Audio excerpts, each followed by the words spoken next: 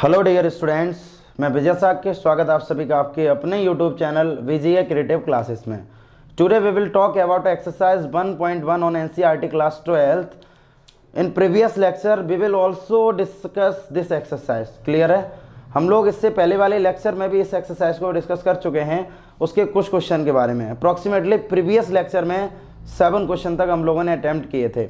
इस लेक्चर में हम लोग क्वेश्चन नंबर 8 से सॉल्व करेंगे। तो क्वेश्चन नंबर 8 हमें दिया गया है, so that the relation R in the set A given by R mod of A minus B is even is an equivalence relation. सबसे पहले हमें इक्विवेलेंस रिलेशन प्रूव करना है, तो पहले आप इक्विवेलेंस रिलेशन प्रूव करो। तो देखो यहां से सॉल्यूशन जब हम इसका करेंगे,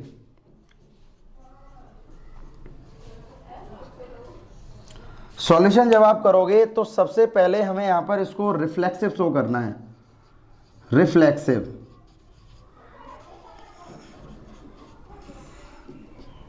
अब रिफ्लेक्सिव रिलेशन क्या होता है? तो रिफ्लेक्सिव रिलेशन मैंने बताया था डबलेट्स प्रेजेंट होने चाहिए, नहीं जितने भी एलिमेंट्स हमें दिए गए हैं उनके डबलेट्स प्रेजेंट होने चाहिए। लेकिन इस केस में क्या दिया गया? इवन वाला केस है।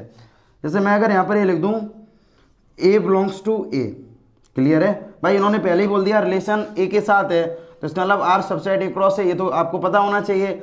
आर है वो सबसेट ए क्रॉस ए का है।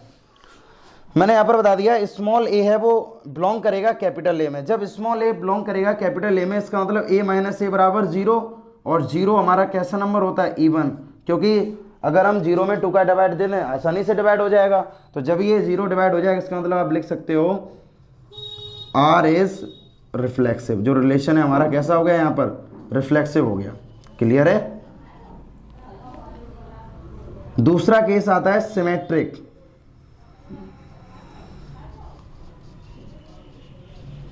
सिमेट्रिक रिलेशन, सिमेट्रिक रिलेशन में आपने क्या किया? शो कर दिया A comma B belongs to R. जब ए कॉमा बी आर में बिलोंग करेंगे, इसका मतलब A minus B is equal to even, मतलब जो भी आंसर इनका आएगा वो इवन होगा। ये चीज़ मैंने यहाँ पर गिवन कर दी है। जब आपने गिवन कर दिया तब देखो यहाँ से अगर मैं माइनस को कॉमन ले लें तो ये हो जाएगा B minus A is equal to even. Modulus हमेशा पॉजिटिव वैल्यू देता है, तो ये भी पॉजिटिव वैल्यू आएगी, तो ये आ जाएगा mod B minus A is equal to even. तो इसका मतलब है so B comma A is belongs to R, therefore R is symmetric. R हमारा सिमेट्रिक भी हो गया। क्लियर है भाई? रिफ्लेक्सिव हमने यहां से शो कर दिया, अब ये सिमेट्रिक हो गया। अब लास्ट केस हमारा बचा है ट्रांजिटिव। तो ट्रांजिटिव वाला केस एक बार और देख लो। तो ट्रांजिटिव में आपने क्या किया? ट्रांजिटिव आपने लिखा A comma B belongs to R और B comma C belongs to R. A comma B को भी आपने आर में बिलोंग करवा दिया और बी कॉमा सी को भी आर में बिलोंग करवा दिया। जब ये दोनों ही आर में बिलोंग करेंगे, इसका मतलब क्या है कि मॉड ए माइनस बी, इसका भी रिजल्ट आपका इवन आएगा। ठीक है? और इसको बना ले चाहे इक्वेशन नंबर फर्स्ट, और इसका मतलब मॉड बी माइनस सी, इसका भी रिजल्ट आपका इवन आएगा। इसको बना ले इक्वेशन नंबर फर्स्ट। क्लियर है? मान लो दोनों इक्वेशन को अगर हम ऐड कर दें, एडिंग बोथ इक्वेशन, मॉडलस को रिमूव नहीं करेंगे, बस इसके अंदर ही हम इनको ऐड करेंगे। माइनस बी और plus B minus C is equal to even even, यानी कि 2 इवन। क्लियर है? अब तुम देखो यहाँ से a minus B plus B cancel out हो गया, तो यहाँ आ गया a minus C is equal to even. तो भाई जिस तरह से a माइनस बी और b माइनस सी, तो a माइनस सी भी इसमें बिलोंग करना चाहिए, इसका मतलब a माइनस सी का भी डिफरेंस इवन आना चाहिए। तो यहाँ पर आ गया, तो लिख दो यहाँ पर so A comma C belongs to R. ठीक है? Therefore R is transitive. ये रिलेशन तुम्हारा कैसा हो गया? ट्रांजिटिव हो गया। जब ये ट्रांजिटिव हो गया, ठीक है, then this is an equivalence relation. This is an equivalence relation. Equivalence relation. इतना हो गया भाई, हमने इक्विवेलेंस इसको प्रूव कर लिया। अब क्वेश्चन में आगे क्या बोला जा रहा है? क्वेश्चन बोला जा रहा है so that all the elements of 135 are related to each other. देखो यहाँ पर 135 एलिमेंट है, वो मतलब सभी एलिमेंट्स एक दूसरे को रिलेट करेंगे, बिल्कुल करेंगे। देखो यहाँ से अगर हम 3 में से 1 को माइनस कर दें 2 बचेगा, यानी कि डिफरेंस इज इवन। 5 में से 3 को माइनस करो, कितना बचा? भाई 2 बचा ना, डिफरेंस इज इवन, 5 में से 1 को माइनस कर दो 4, यानी डिफरेंस इज इवन। तो इसका मतलब इनके जितने भी एलिमेंट्स हैं सभी का अगर हम डिफरेंस करेंगे तो वहां पर हमें क्या मिलेगा, इवन मिलेगा। तो यहां पर लिख दोगे all the elements of 135 related to each other because difference is even, ध्यान दो पहले सभी, अगर इनका डिफरेंस इवन नहीं आता तो ये रिलेट नहीं करते, समझ में आ रहा है, क्योंकि भाई रिलेशन क्या बोला गया था, डिफरेंस इवन आना चाहिए। अब इन सभी एलिमेंट का जो डिफरेंस है वो तो इवन ही आ रहा ना, अगर बाई चांस डिफरेंस इवन नहीं आता तो हम बोल सकते थे कि यहाँ पर ये कंडीशन रिलेट नहीं करेगी। बिल्कुल एज इट इज मेथड यहाँ पर देख लो 2,4, भाई 4 में से 2 को माइनस कर दो तब भी 2 बचा, 2 में से 4 को माइनस कर दो तब भी -2 बचा, यानी कि ये भी तो रिलेट कर रहा है भाई, आंसर तो अब भी इवन आ रहा है। तो बिल्कुल यहाँ से लिखोगे सिमिलरली, सिर्फ इतना लिख दो, similarly 2,4 are related to each other।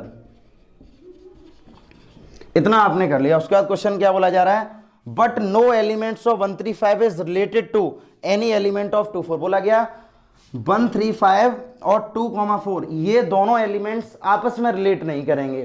तो ये आपस में रिलेट क्यों नहीं करेंगे भाई, हमें तो रिलेशन के अकॉर्डिंग देखना है ना भाई, क्यों नहीं इसमें रिलेट कर रही है। देखो 1 में से जब आप 2 को माइनस करेंगे दैट इज 1, और 1 is not a even number, और हमें रिजल्ट क्या चाहिए था, हमेशा इवन चाहिए था। 3 में से आप 4 को माइनस कर लो, फिर से रिजल्ट -1, मतलब ऑड आ रहा ना, मुझे क्या चाहिए, इवन। 5 में से आप 2 को माइनस कर लो 3, तब भी रिजल्ट ऑड आ गया, मतलब किसी के भी डिफरेंस में रिजल्ट इवन नहीं आ रहा है।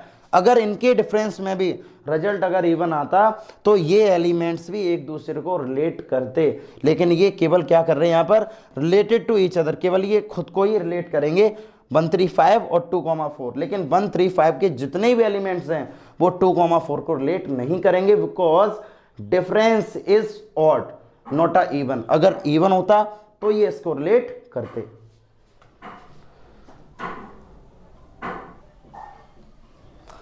क्वेश्चन नंबर 9 में हमें दिया गया है so that each of the relation R in set A, मतलब रिलेशन आर का सेट ए के साथ दिया गया है, गिवन बाय आर। दो रिलेशन हमें गिवन है और इन दोनों को ही हमें इक्विवेलेंस रिलेशन प्रूफ करना है।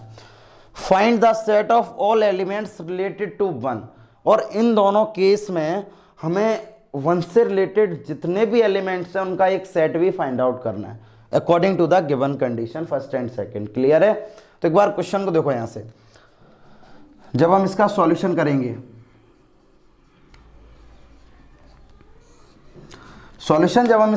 तो पहले उन्होंने ये बोला है कि आर का रिलेशन सेट ए के साथ दिया गया है, तो इसका मतलब R is the subset of A cross A. ये चीज तो हमें स्टार्टिंग से क्लियर है ना, अगर रिलेशन ए के साथ है तो आर है वो सबसेट होगा ए क्रॉस ए का, क्योंकि हम लोगों ने इनिशियली जो कंसेप्ट समझा था वो भी इसी के अकॉर्डिंग ही समझा था। अब तुम देखो यहां से, इसको सबसे पहले अगर हम रोस्टर फॉर्म में लिखें तो a इज इक्वल टू, देखो यहां से, एक तो ये x है वो इंटीजर को बिलोंग कर रहा है because z represent the integer. अब x की वैल्यू 0 के इक्वल भी है और 0 के इक्वल भी है और उससे बड़ी भी है, 12 से कम है और उसके इक्वल है, यानी कि अगर हम इसको लिखना चाहें तो 0 1 2 3 4 5 6 7 8 9 10 11 और 12। क्लियर है, ये हमारे पास सेट ए आ गया। अब सॉल्यूशन देखो फर्स्ट पार्ट का जब हम सॉल्यूशन देखें तो बोला गया a minus B is a multiple of 4, a minus B जो है वो ए का मल्टीपल होना चाहिए। तो हमने लिख दिया small a belongs to capital A. Small a belongs to capital का मतलब क्या है, a माइनस ए बराबर 0, और 0 जो है इज डिविजिबल बाई 4। ये जो नंबर है वो किससे डिविजिबल हो जाएगा, 4 से डिविजिबल हो जाएगा। जब ये 4 से डिविजिबल हो जाएगा तो r इज रिफ्लेक्सिव हमने इसको यहां से प्रूफ कर दिया। क्लियर है, बिकॉज रिफ्लेक्सिव कैसे प्रूफ हो गया, because a comma A belongs to r, जो a कॉमा ए वो किस में बिलोंग करेगा, r में बिलोंग करेगा। उसी के साथ ये रिफ्लेक्सिव हमने प्रूफ कर दिया। सेकेंड केस हमारा आता है सिमेट्रिक का। तो सिमेट्रिक रिलेशन को एक बार अभी आप और देखिएगा, सिमेट्रिक रिलेशन हम कैसे प्रूफ करेंगे इसको। सिमेट्रिक रिलेशन देखो यहां से हमने लिखा ए कॉमा बी, भाई एक चीज उसमें गिवन होती है, A comma B belongs to R, जो ए कॉमा बी है वो आर में बिलोंग करेगा। जब ए कॉमा बी अगर आर में बिलोंग करेगा तो इसका मतलब ये है mod A minus B is equal to multiple of 4। Clear है? जो a माइनस बी अगर a कॉमा बी आर में बिलोंग करेगा ना, तो a माइनस बी का जो मल्टीपल होगा वो किसका मल्टीपल होगा भाई? 4 का मल्टीपल होगा, क्योंकि क्वेश्चन बोला गया मल्टीपल ऑफ 4। ये हमने बना दिया। अब यहां से आप माइनस को कॉमन ले लो। जब माइनस को हमने कॉमन लिया तो ये हो गया b माइनस ए, यानी multiple of 4। Modulus is always give the positive value, तो b minus A is equal to 4m। Clear है ना? तो देखो यहां से अभी तक a माइनस बी 4 का मल्टीपल था, अब यहाँ पर b माइनस से 4 का मल्टीपल हो गया, तो आप यहाँ पर भी लिख सकते हैं v comma A is also belongs to r, therefore r is symmetric relation. जो r है वो हमारा कैसा रिलेशन हो गया? Symmetric relation. क्लियर है भाई? उसको हमने सिमेट्रिक रिलेशन भी प्रूफ कर लिया है। उसके बाद नेक्स्ट केस हमारा आता है ट्रांजिटिव रिलेशन। ट्रांजिटिव रिलेशन, तो ट्रांजिटिव रिलेशन में आपको दो बातें पता होनी चाहिए। मैंने बताया था 2 ऑर्डर्ड पेयर हमें गिवन होंगे, तब हम थर्ड ऑर्डर्ड पेयर को देखेंगे। तो 2 ऑर्डर्ड पेयर हमने गिवन कर दिए। मैंने बोल दिया a comma B belongs to r और b comma C belongs to r। 2 ordered pair हमने दे दिए। तो 2 ऑर्डर्ड पेयर से हमें क्या मिला कि a minus B is equal to multiple of 4, equation number first. उसके बाद b माइनस सी, ठीक है, मल्टीपल ऑफ 4। भाई यहाँ पर एक 4 का मल्टीपल वो अलग नंबर, वहां पर 4 का मल्टीपल एक अलग नंबर है, और इसको हमने बना लिया इक्वेशन नंबर सेकेंड। अब आप इनिशियली क्या करो, adding equation first and second दोनों को ऐड करो, तो यानी कि a minus B plus B minus C is equal to 4 को कॉमन ले लिया, तो m प्लस, यानी जो भी नंबर आएगा ओवरऑल किसका मल्टीपल है? भाई 4 का मल्टीपल है। b से b को कट कर दिया, that a minus C is equal to multiple of 4। Clear है? ये भी 4 का मल्टीपल है। जब ये 4 का मल्टीपल है, वही चीज हमने बोली थी a कॉमा बी अगर r में बिलोंग कर रहा है तो b माइनस बी कॉमा सी भी r में बिलोंग करेगा, तो उसके साथ a माइनस सी भी किस में बिलोंग करना चाहिए? भाई r में बिलोंग करना चाहिए। तो ये हो जाएगा a comma C belongs to r। तो इसका मतलब आप लिख दोगे r is transitive relation. r हमारा कैसा रिलेशन हो गया? ट्रांजिटिव रिलेशन हो गया। जब ये ट्रांजिटिव रिलेशन हो गया, ठीक है, तो ओवरऑल, ठीक है, overall is a equivalence relation. ये हमारा ओवरऑल कैसा रिलेशन हो गया? हमारा इक्विवेलेंस रिलेशन। जब ये हमारा इक्विवेलेंस रिलेशन हो गया है, अब क्वेश्चन क्या बोला जा रहा है कि इनका find the set of all elements related to 1। अगर यहाँ से हम 1 के रिलेटेड अगर सेट फाइंड आउट करें तो तुम देखो यहाँ से, तो ये हो जाएगा 1। पहला तो सेट हमारा क्या हो गया? 1 से रिलेटेड फाइंड आउट कर रहे हैं, 1 से रिलेटेड, यानी अगर हम 1 में से सब्ट्रैक्ट करें तो वो वही नंबर निकल के आने चाहिए जो किसके मल्टीपल हो? 4 के मल्टीपल हो। तो यहाँ से देखो पहला नंबर हमने ले लिया, इसमें से छांटना है। पहला नंबर हमने ले लिया 5। क्लियर है भाई? 5 में से 1 को माइनस करेंगे 4। दूसरा नंबर हमने ले लिया 8, सॉरी 8 क्यों, 9 में 9 को अगर हम 1 में से माइनस करेंगे तो 8 आएगा हमारे पास। अब कोई और नंबर है जो भाई डिवाइड होगा? देख लो, 11 को भी नहीं ले सकते, 12 को भी नहीं ले सकते, यानी कि अब कोई भी नंबर नहीं है जो 4 से हमारा डिवाइड हो। इसका मतलब 1 से रिलेटेड एलिमेंट निकला है 1, 5, 9। ठीक है, that is the required solution of part first. अब इसी के बाद पार्ट सेकंड देखो, सेकंड पार्ट में क्या दिया गया? a comma A equals to b दिया गया। ठीक है, अब इसको भी हम ऐसे ही सॉल्व करेंगे। देखो यहां से इसका सॉल्यूशन अब हम लोग देखेंगे सेकंड पार्ट का। देखो ये जितने भी ये सभी कंसेप्चुअल क्वेश्चन हैं, अगर आप कॉन्सेप्ट को क्लियर कर पा रहे हैं तो क्वेश्चन आसानी से हो रहे हैं। क्लियर है ना? अदरवाइज तो बहुत ज़्यादा टफ पड़ेंगे आप सभी को। इसलिए एक बार कॉन्सेप्ट देखो हम क्वेश्चन को कैसे सॉल्व करवा रहे हैं। थ्योरेटिकल बेस्ड क्वेश्चन जितने भी होते हैं वो सभी क्वेश्चन केवल उनका बेसिक कंसेप्ट अगर आपको क्लियर नहीं है तब तक आप क्वेश्चन को अटेम्प्ट ही नहीं कर सकते हैं। तो पहले बेसिक समझो। केवल हमने 3 बातें तुम्हें समझाई हैं, रिफ्लेक्सिव, सिमेट्रिक और ट्रांजिटिव। तीनों का मीनिंग समझ लो, क्वेश्चन तो अपने आप होते चले जाएंगे। जैसे ये वाला क्वेश्चन देखो अब इसमें मैंने सबसे पहले क्या देखा, सबसे पहले हम इसको रिफ्लेक्सिव प्रूफ करेंगे, रिफ्लेक्सिव रिलेशन। तो देखो यहां से तो भाई रिफ्लेक्सिव रिलेशन हमने क्या कर दिया, यहाँ से हमने यहाँ पर ये लिख दिया कि small A belongs to capital A, मैंने लिख दिया small A belongs to capital. जब small A belongs to capital A है तो ये हो जाएगा A is equal to A. भाई डायरेक्टली बी की जगह भी ये हो गया। जब ये सेटिस्फाइड करेगा तो यहाँ से तुम क्या लिख दोगे, इसलिए आर इज रिफ्लेक्सिव। आर हमारा कैसा हो गया, रिफ्लेक्सिव रिलेशन हो गया।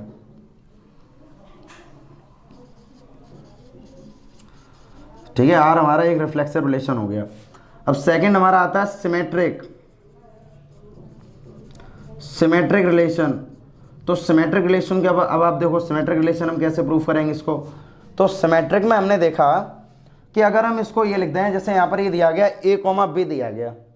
अब सिमेट्रिक देखो, तो मैं यहाँ से मैंने अगर लिखा a comma B belongs to R, जब भाई a कॉमा बी किसको बिलोंग कर रहा है, आर को बिलोंग कर रहा है, तो इस केस में जो कंडीशन हो जाएगी a इक्वल टू बी दिया गया। क्लियर है भाई, a इक्वल अगर b है तो v इक्वल a भी होगा। जब v इक्वल a हो गया तो यहाँ से आप लिख सकते हो v comma a is also belongs to R. जब ये इसको बिलोंग करेगा तो यहाँ पर आप लिख दोगे आर इज सिमेट्रिक। आर हमारा कैसा रिलेशन हो गया, सिमेट्रिक रिलेशन। क्लियर है, सिमेट्रिक रिलेशन भी हमने यहां से कर लिया। अब लास्ट रिलेशन हमारा आता है ट्रांजिटिव रिलेशन। ट्रांजिटिव रिलेशन, तो ट्रांजिटिव रिलेशन की जब हम बात करें यहां पर, तो ट्रांजिटिव रिलेशन देखो यहां से हमने लिख दिया a comma B belongs to R comma v comma C belongs to R, क्योंकि हमने पहले ही बता दिया था ट्रांजिटिव रिलेशन में दो ऑर्डर्ड पेयर गिवन होना मस्ट है। जब तक दो ऑर्डर्ड पेयर नहीं गिवन होंगे तब तक थर्ड ऑर्डर्ड पेयर की हम बात ही नहीं कर सकते हैं। तो दो ऑर्डर्ड पेयर हमने यहाँ पर लेट कर लिए कि a comma B belongs to R और v comma C belongs to R. तो तुम देखो यहाँ से जब a comma B belongs to R है तो इसका मतलब यहाँ से लिख सकते हैं a equal to b, equation number first. Clear है, और v comma C belongs to R, इसका मतलब v equal to c, equation number second. अब तुम देखो a b के बराबर और b c के बराबर, इसका मतलब y equation first and second, y equation first and second, a is equal to c। जब a c के इक्वल हो जाए तो आप लिख दोगे a comma c belongs to r। जब a comma c belongs to r तो इसका मतलब ये हो जाएगा r is transitive, r is transitive relation. ठीक है, then whole relation is equivalence relation. पूरे रिलेशन को हम लोग इक्विवेलेंस रिलेशन बोलेंगे। अब बोला गया हमें वन से रिलेटेड एलिमेंट्स भी लिखने। भाई इस केस में one is equal to one होना चाहिए, तो केवल एक ही तो एलिमेंट है वन। तो भाई वन से रिलेटेड केवल एक ही एलिमेंट होगा जिसको आप लिख दोगे सेट वन। क्लियर है, ओनली सेट वन। ये हो गया वन से रिलेटेड जो इस केस को सेटिस्फाइड करेगा, रिलेटेड टू वन। ठीक है, that is the required solution. Question number 10 में दिया गया give an example of a relation which is, ठीक है, हमें इनके एग्जांपल अब देने हैं जिसमें दिया गया सिमेट्रिक होना चाहिए but neither reflexive not transitive. देखो अब ये जो क्वेश्चन दिया गया इसमें हमें कुछ एग्जांपल अपनी तरफ से देने हैं जो इन केसेस को सेटिस्फाइड करने चाहिए। तो देखो यहां से पहले सॉल्यूशन फर्स्ट देखो आप, सॉल्यूशन फर्स्ट। अब बोला गया सिमेट्रिक होना चाहिए लेकिन रिफ्लेक्सिव भी नहीं होना चाहिए और ट्रांजिटिव भी नहीं होना चाहिए। तो सिमेट्रिक की अगर हम बात करें तो सिमेट्रिक का मतलब ये है, जैसे मैंने यहाँ पर ये ले दिया है कोई एक सेट हमारा लेट, क्लियर है, हमें इतना दिया गया और इसका रिलेशन हमें दे दिया गया है, रिलेशन 1,2 एंड 2,1 एंड 3,1। मान लो ये दिया गया, कोई एक रिलेशन दे दिया गया, कोई प्रॉब्लम नहीं, ये रिलेशन हमें दिया गया। अब मान लो ये रिलेशन हमने अपनी तरफ सेलेक्ट कर लिया। अब तुम इसमें एक चीज देखो, तुम इसमें लिखोगे फर्स्ट केस रिफ्लेक्सिव ये नहीं है, लिखोगे यहां पर R is not reflexive because 1,1, 2,2 and 3,3 not belongs to R. Clear है भाई, इसलिए हमारा रिफ्लेक्सिव रिलेशन नहीं है। अब सेकंड देखो केस हमारा, उसके बाद तुमने देखा यहां से सिमेट्रिक वाले केस में, सिमेट्रिक रिलेशन में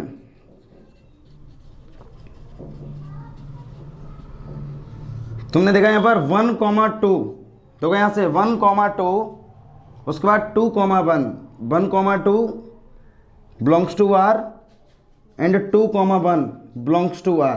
क्लियर है भाई, 2,1 बिलोंग्स टू आर। तो तुम यहाँ पे डायरेक्टली क्या लिख दोगे, 1,2 का आर में बिलोंग कर रहा है और 2,1 भी लिख दो यहाँ पे। Therefore R is symmetric relation, symmetric relation. ठीक है भाई, चाहो तो तुम ये वाला अभी यहाँ पर पॉइंट नोट मत करो, कोई प्रॉब्लम वाली बात नहीं है, सिर्फ इतना ही हमने यहाँ पर एक सेट बना लिया 1,2 और 2,1 आर एस। ठीक है, मैंने लिख दिया यहाँ पर आर एस सिमेट्रिक रिलेशन। अब लास्ट हमारा रह जाता है ट्रांजिटिव। तो ट्रांजिटिव वाला केस देख लो, ट्रांजिटिव रिलेशन। तो ट्रांजिटिव रिलेशन की तो हम बात जब करेंगे यहाँ पर, जैसे हमने लिख दिया 1,2, चलो लिख दिया मैंने बिलोंग्स टू आर। क्लियर है, ए कॉमा बी और बी कॉमा सी, तो उसके बाद लिख दिया यहाँ पर बी कॉमा सी, इसका मतलब 2,1। क्लियर है, 2,1 भी यहाँ पर आ गया, बिलोंग्स टू आर। अब 2 ऑर्डर्ड पेयर तो हमें दे दिए गए, लेकिन थर्ड ऑर्डर्ड पेयर हमें दिया ही नहीं है भाई। 1,2 और 2,1 तो हमें दिया गया, अब 1,1 और होना चाहिए था इसमें, लेकिन 1,1 तो इसमें गिवन ही नहीं है। जब 1,1 इसमें गिवन नहीं है तो आप ये लिख दोगे कि 1,1 नॉट बिलोंग्स टू आर। 1,1 जो है वो आर में बिलोंग नहीं कर रहा है। देखो ना भाई, 1,2 ए comma B B comma C, तो ए कॉमा सी होना चाहिए था, लेकिन 1,1 इसमें बिलोंग नहीं करेगा। तो therefore R is not transitive, R is not transitive.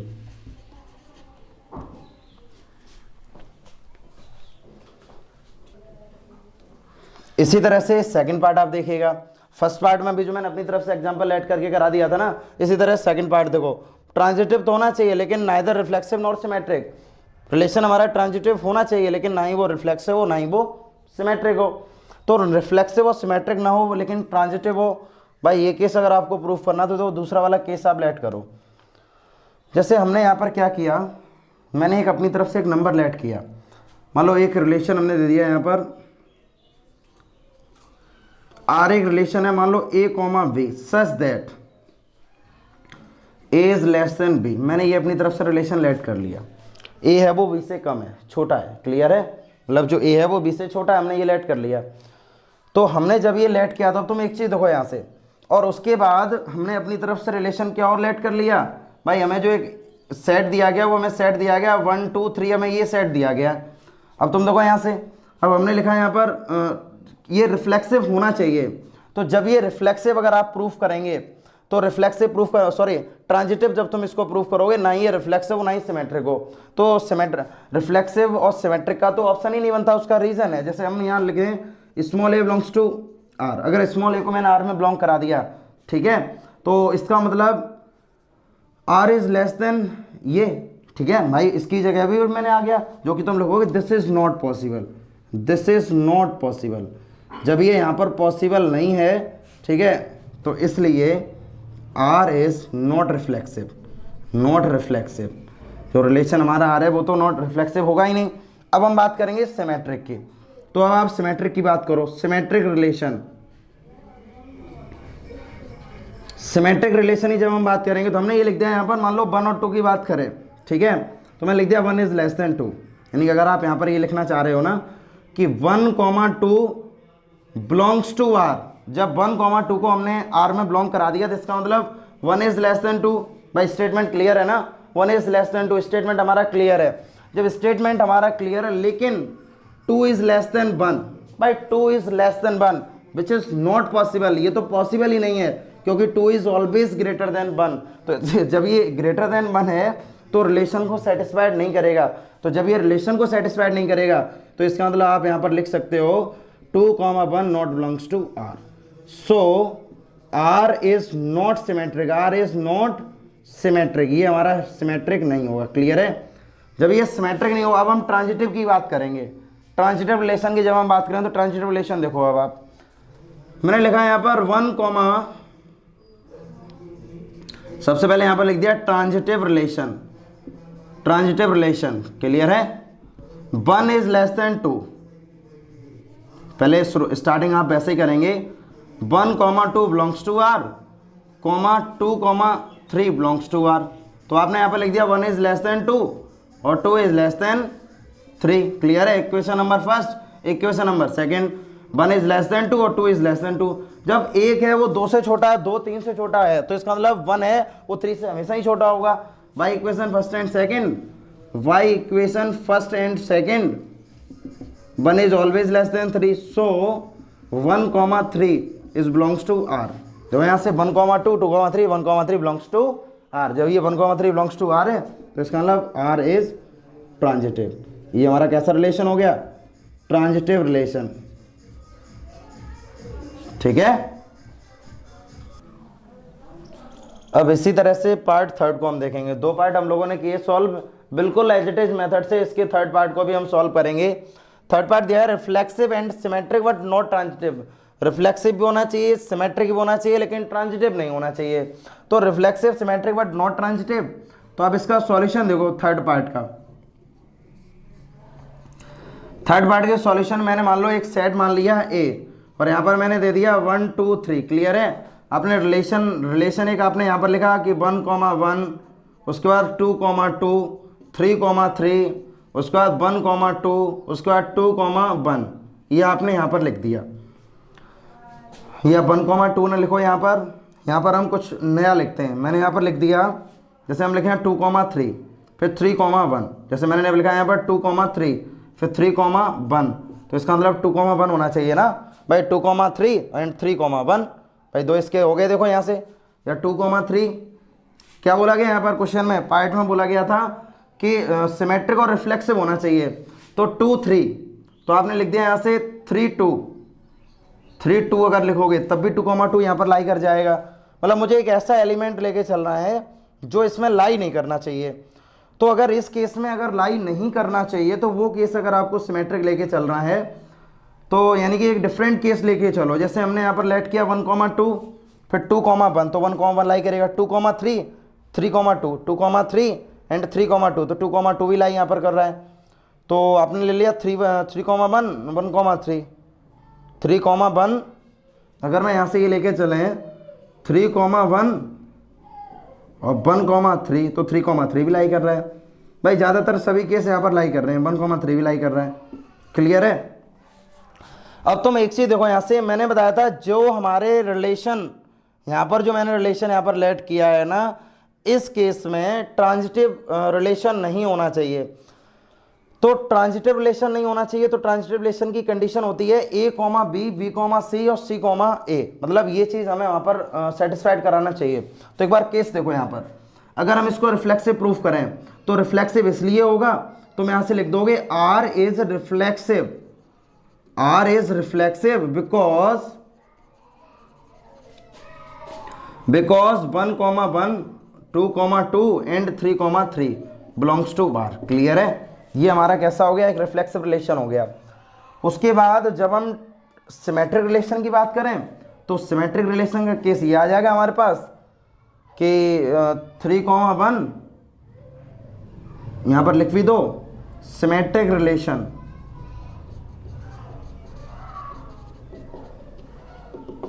Symmetric relation, तो सिमेट्रिक रिलेशन केस क्या बनेगा यहाँ पर कि R is symmetric, R is symmetric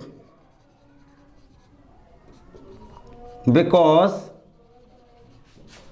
3, 1 belongs to R और 1, 3 बिलोंग्स टू R।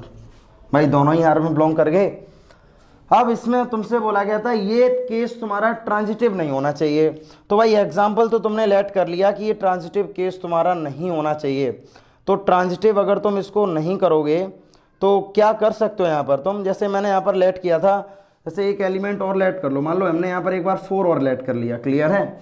तो 4 जब आप और लेट करेंगे तो यहाँ पर एक सेट तुम्हारा और बढ़ जाएगा 4, 4। अपनी तरफ से मैंने एक और इसमें लेट कर लिया है। तो 2, 3, तो 2, 3, 3, 4, यानी कि 2, 3, यहाँ से ये लेट कर लो 2, 3, ठीक है। उसके बाद 3, 2, तो 2, 2 लाई करेगा। या मान लो यहाँ से तुमने लेट कर लिया था, अभी लेट किया था 3, 1, ये लेट कर लिया था, ठीक है। अब उसके बाद एक स्टेटमेंट तुम और लेट कर लो। यहाँ पर तुमने लेट किया यहाँ पर 2, 3, उसके बाद 3, 4, ये अपनी तरफ से तुमने और लेट कर दिया इसी सेट में। जब तुमने यहाँ पर 4 लेट कर लिया ना, अब तुम देखो यहाँ से मुझसे बोला गया तुमसे यहाँ पर ये फाइंड आउट करना है, ये केस तुम्हारा ट्रांजिटिव वाला केस नहीं है। तो ट्रांजिटिव अगर नहीं है तो उसके लिए तुम क्या करोगे, देखो यहाँ से क्वेश्चन में भाई हमने इसको रिफ्लेक्सिव प्रूफ कर लिया, सिमेट्रिक भी प्रूफ कर लिया। ट्रांजिटिव के लिए मैंने यहाँ पर 4 को और बढ़ा दिया, समझने में आसानी रहेगी। तो तुम देखो यहाँ से, अब तुमने लिखा 2,3 बिलोंग्स टू आर, क्लियर है। 2, मैंने तुम्हें पहले ये चीज बताई थी, अगर मुझे रिफ्लेक्सिव प्रूफ नहीं करना है, सिमेट्रिक प्रूफ नहीं करना है, तो उसके लिए अगर एक क्लू भी मिल जाए तो उससे भी हम उसको नॉट प्रूफ कर सकते हैं। तो वही चीज हमने यहाँ पर शो की है। मैंने देखा 2,3 तो आर में बिलोंग कर रहा है और 3,4 भी आर में बिलोंग कर रहा है, 3,4 भी हमारा आर में बिलोंग कर रहा है, लेकिन what 2,4 not belongs to R, जो 2,4 है वो हमारा आर में बिलोंग नहीं कर रहा है। जब ये आर में बिलोंग नहीं कर रहा है, so R is not transitive, R is not transitive relation, transitive relation. कुछ स्टूडेंट ये सोच रहे होंगे सर आपने लास्ट में 4 क्यों लेट किया, तो 4 लेट करने का लॉजिक ये था, यहाँ पर मैंने देखा कि 3,1 1,3 तो 3,3 भाई लाई कर रहा है, भाई ट्रांजिटिव भी होगा इस केस में, और भी हम कुछ लेट कर रहे थे तब भी ट्रांजिटिव हो रहा था, तो मैंने यहाँ पर 4 और लेट कर लिया। तब मैंने देखा 2,3 और 3,4, तो अब आएगा 2,4 जो कि इसमें प्रेजेंट नहीं है। जब इसमें प्रेजेंट नहीं है तो यही केवल एक ऐसा क्लू है जिससे हम इसको नॉट ट्रांजिटिव प्रूफ कर सकते हैं। तो इसलिए मैंने अपनी तरफ से यहाँ पर 4 लेट कर लिया। ठीक है, ठीक है। अभी हम लोगों ने थर्ड पार्ट का सॉल्यूशन देखा था। थर्ड पार्ट में आपको ट्रांजिटिव रिलेशन समझना है कि ट्रांजिटिव रिलेशन मैंने कैसे प्रूफ किया है। भाई अपनी तरफ से एग्जांपल लेट करो और ऐसी कंडीशन वहां पर बनाओ जिससे जो कंडीशन, जो सिचुएशन यहाँ पर गिवन है उस सिचुएशन को सेटिस्फाइड करना चाहिए। अब जैसे फोर्थ वाला पार्ट आप देखिएगा, फोर्थ वाले पार्ट में ये बोला गया reflexive and transitive but not symmetric. नहीं, रिफ्लेक्सिव भी होना चाहिए, ट्रांजिटिव भी होना चाहिए, लेकिन सिमेट्रिक नहीं होना चाहिए। भाई देखो ये वाला केस है, ये तो हम डायरेक्टली लेट कर लेंगे। मान लो सॉल्यूशन अगर हम फोर्थ का करें यहाँ पर, तो मैंने यहाँ से एक सेट अपनी तरफ से मान लिया 1 2 और 3, ठीक है। 1 2 3 और 4 और लेट कर लो, आसानी रहती है समझने में। रिलेशन हमने यहाँ पर लेट कर लिया 1, 1 2, 2 3, 3 4, 4, ठीक है। उसके बाद 2, 3 3, 4 और 2, 4।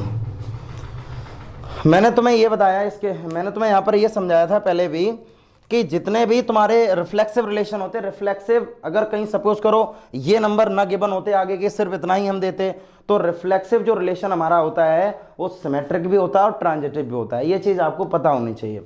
अब इस एग्जाम्पल से हम समझेंगे कि रिलेशन रिफ्लेक्सिव होगा, ट्रांजिटिव होगा, लेकिन सिमेट्रिक नहीं होगा। कैसे, वो चीज़ देखो तुम यहाँ से।